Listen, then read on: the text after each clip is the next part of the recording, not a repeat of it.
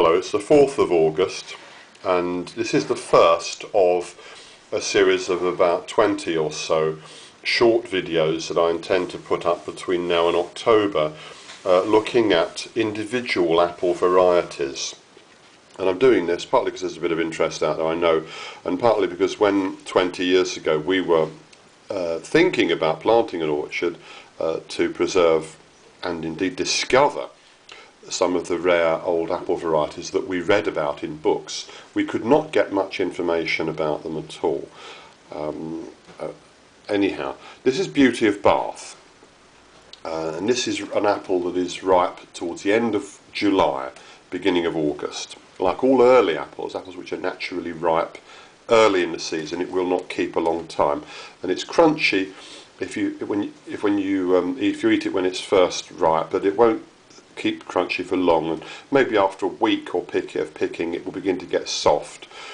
Now, softness in an apple is quite natural, but we've been so conditioned to accept crunchy apples for reasons I discussed elsewhere that anything that's soft people tend to reject completely, which is a bit of a shame. In the future, when the oil has run out and we can't afford to use mass transport and long-term refrigeration, we'll have to be a bit less picky.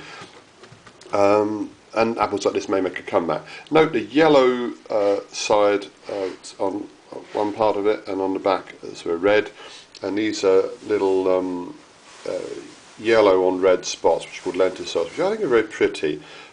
One of the things that I've really got into apples because of is just the sheer beauty of them.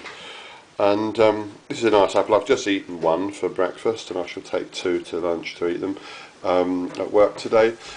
We started growing this because a lot of our customers were asking for it. A lot of the old customers, got any Beauty of Bath, got any Beauty of Bath? And so many of them asked over several years that we planted a couple of trees of Beauty of Bath, and Julia took them to market last weekend. They sold very well. So we sold some at market last weekend. We'll sell a few at this coming weekend, and then that will be the end of them. They'll all be gone for the year.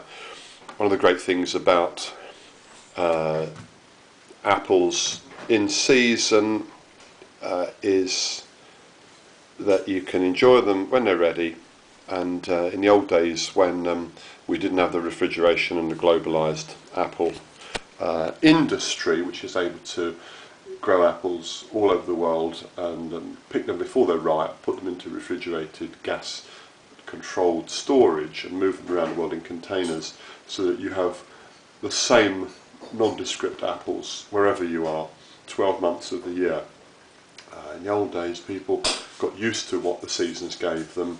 Apples don't normally store in natural storage much beyond about February, so through March to July people lived on preserved fruits or soft fruits or whatever, and then when the first apples became ripe, naturally people were absolutely excited about them, and we really hope to get back to something a bit like that in the future. So, Beauty of Bath.